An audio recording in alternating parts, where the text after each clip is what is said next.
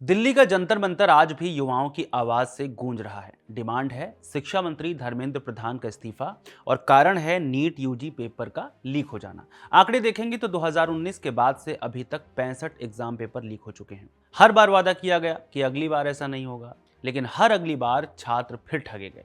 अब एक बार फिर वही दाग लगा है। इस बार जगह है महाराष्ट्र और शिकार हुआ है शिक्षकों का टीचर एलिजिबिलिटी टेस्ट यानी टेट।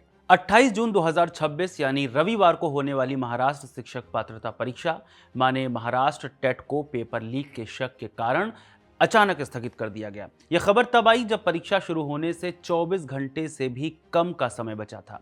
इस एक फैसले ने राज्य के 4 लाख से ज्यादा छात्र छात्राओं को अधर में लटका दिया है। ये वे उम्मीदवार हैं जो शिक्षक बनने का सपना लेकर सालों से तैयारी कर रहे थे। फिलहाल तो सरकार के अगले फैसले का इंतजार करने को मजबूर हो गए हैं। पेपर लीक की इस घटना का खुलासा 27 जून की सुबह हुआ। एनडीटीवी में छपी अनुज रायते की रिपोर्ट के मुताबिक महाराष्ट्र राज्य परीक्षा परिषद यानी एमएससीई को एक गुप्त सूचना मिली थी, जिसके आधार पर भिवंडी पुलिस ने एक जगह छापेमारी की, जहां कुछ लोगों के पास कथित तौर पर सील बंद टेट 2026 क्वेश्चन पेपर के पैकेट मिले।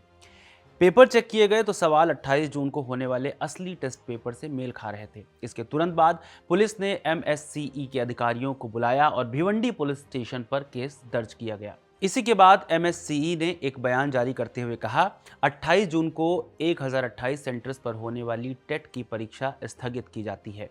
एनडीटीवी की रिपोर्ट के मुताबिक पुलिस ने मामले में कई लोगों को हिरासत में लिया है, जिनकी पहचान अभी उजागर नहीं की गई है। पुलिस अब इस बात की जांच कर रही है कि इन लोगों के पास क्वेश्चन पेपर कहां से पहुंचा और क्या इस रैकेट में कोई बड़ा गिरोह या अधिकारी भी शामिल है। भिवंडी पुलिस स्टेशन में इस संबंध में एक आपराधिक मामला भी दर्ज किया गया है। इन सब से इतर इसका छात्रों पर क्या असर पड़ेगा? तो परीक्षा स्थगित होने से 4 लाख से ज्यादा उम्मीदवार प्रभावित हुए हैं, जिन्हें राज्य के 1028 केंद्रों पर परीक्षा देनी थी। छात्रों के मन में फीस और एडमिट कार्ड को लेकर काफी डर था। इस पर परीक्षा परिषद की डिप्टी कमिश्नर प्रिया शिंदे ने स्थिति साफ की है। उन्होंने कहा है कि उम्मीदवारों को घबराने की जरूरत नहीं है। उन्हें दोबारा परीक्षा के लिए कोई भी नई फीस नहीं देनी होगी और ना ही फिर से रजिस्ट्रेशन कराना होगा। हालांकि एडमिट कार्ड को लेकर तस्वीर पूरी तरह से साफ नहीं है। परिषद ने उम्मीदवारों को सलाह दी है कि वे अपने पुराने एडमिट कार्ड संभाल कर रखें जब तक कि नई तारीखों के साथ ताज़ा निर्देश जारी नहीं हो जाते। परीक्षा का पैटर्न वही रहेगा, यानी ऑफलाइन मोड में 150 नंबर्स के 2 पेपर होंगे। पेपर लीक होने के बाद परीक्षा स्थगित होते ही महाराष्ट्र में राजनीतिक माहौल भी गर्मा गया।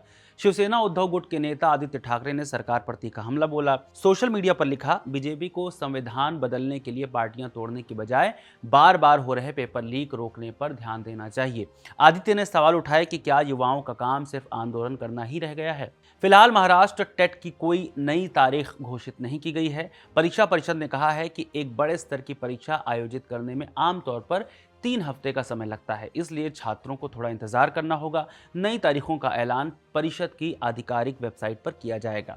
हालांकि ये पहली बार नहीं है जब महाराष्ट्र में ऐसा हुआ हो। इससे पहले साल 2025 में भी कोल्हापुर में टेट पेपर लीक होने की खबरें आई थी। बार बार होने वाली ये घटनाएं दिखाती हैं कि तकनीक और सुरक्षा के दावों के बावजूद सिस्टम में बड़ी खामियां मौजूद हैं। सीसीटीवी, एआई मॉनिटरिंग और जीपीएस ट्रैकिंग जैसे शब्द सुनने में तो अच्छे लगते हैं, लेकिन जमीनी स्तर पर सब बेकार हैं। सबसे बड़ी बात यह कि यह सब तब हो रहा है जब नीट यूजी पेपर लीक का मामला ठंडा भी नहीं हुआ है। नीट यूजी 2026 की परीक्षा जो 3 मई को आयोजित की गई थी, पेपर लीक और बहुत सी गड़बड़ियों के गंभीर आरोपों के कारण विवादों के घेरे में आ गई है।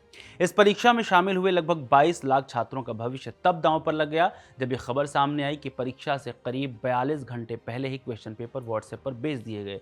राजस्थान पुलिस की स्पेशल ऑपरेशन ग्रुप एसओजी की जांच में एक ऐसा गेस्ट पेपर मिला है जिसके लगभग 120 सवाल असली परीक्षा के केमिस्ट्री सेक्शन से हूबहू मेल खाते थे। हालांकि नेशनल टेस्टिंग एजेंसी यानी एनटी ने कड़ी सुरक्षा और जीपीएस ट्रैकिंग का दावा किया था, लेकिन इस धांधली ने देश भर के युवाओं के भरोसे को तोड़कर रख दिया और व्यवस्था पर गंभीर सवाल खड़े कर दिए। फिर यह परीक्षा 21 जून को दोबारा करवाई गई। नीट के इस पेपर लीक के बाद एलओपी राहुल गांधी ने बड़े आरोप लगाए थे। उन्होंने कुछ आंकड़े जारी करते हुए कहा था, पिछले 10 सालों में 89 पेपर लीक हो चुके हैं और 48 बार री एग्जाम हो चुके हैं। लगातार लीक होते पेपर और स्थगित होती परीक्षाओं पर आपका क्या कहना है, हमें कमेंट करके ज़रूर बताएं। मेरा नाम है रविशंकर, कैमरे के पीछे से इस वीडियो को रिकॉर्ड किया सर्वेश ने। शुक्रिया।